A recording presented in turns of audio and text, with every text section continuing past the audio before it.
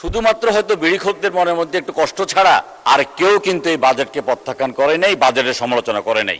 একটি শব্দ খুঁজে পাই না বিপক্ষে বলার জন্য। বিয়ে ও গায়ে হলুদের অনুষ্ঠানে অতিরিক্ত জাঁকজমক ও অপচয় বন্ধে অতীতে যে অতিথি নিয়ন্ত্রণ আইন ছিল সেটি কার্যকর করার আহ্বান জানিয়েছেন বিএনপির সংসদ সদস্য শাহাদাত হোসেন সেলিম। প্রধানমন্ত্রীর মিতব্যয়িতার প্রসঙ্গ টেনে জাতীয় সংসদে প্রস্তাবিত বাজেটের উপর আলোচনায় অংশ নিয়ে তিনি এই আহ্বান জানান। আমাদের মাননীয় প্রধানমন্ত্রী অত্যন্ত মিতব্যয়ী, অপচয় পছন্দ করে না। আমরা 7 সমুদ্র 13 নদী পাড়ে দিয়ে যখন ওনার কাছে যেতাম, উনি একটা রং চা খাওয়াতেন আমাদেরকে। কখনো কখনো একটা চিপস 3-4 জনে ভাগ করে খেতাম। সোমবার লক্ষ্মীপুর 1 আসনের সংসদ সদস্য শাহাদাত হোসেন সেলিম স্পিকার হাফিজউদ্দিন আহমেদের সভাপতিত্বে জাতীয় সংসদের অধিবেশনে এ দাবি জানান।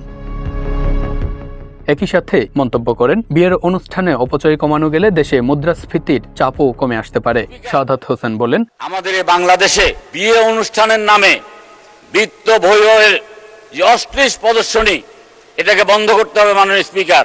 7 দিন 8 দিন 10 দিন 1 মাস আগে থেকে ক্যারিওগ্রাফার দিয়ে নৃত্য করে আপনার এই গায়ে হলুদ অনুষ্ঠানে, এটা ধর্মের সাথে সাংঘর্ষিক মাননীয় স্পিকার, এটাকে বন্ধ করতে হবে। তিনি আরো বলেন, যদি অতিথি নিয়ন্ত্রণ আইন কার্যকর করা যায় এবং আমরা ধর্মীয় অনুশাসন মেনে চলি তাহলে মুদ্রাস্ফীতির পরিমাণ কমে আসবে। একদিনে বাজারে নিত্য প্রয়োজনীয় দ্রব্যের দাম অন্তত 10% কমে আসতে পারে। অতীতে যে অতিথি নিয়ন্ত্রণ আইন ছিল, এই আইনটাকে কার্যকর করতে হবে।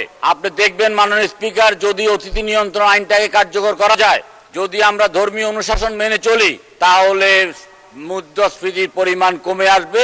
একদিনে বাজারে নিত্য প্রয়োজনীয় দ্রব্যের দাম অন্তত 10% কমে আসবে মাননীয় স্পিকার।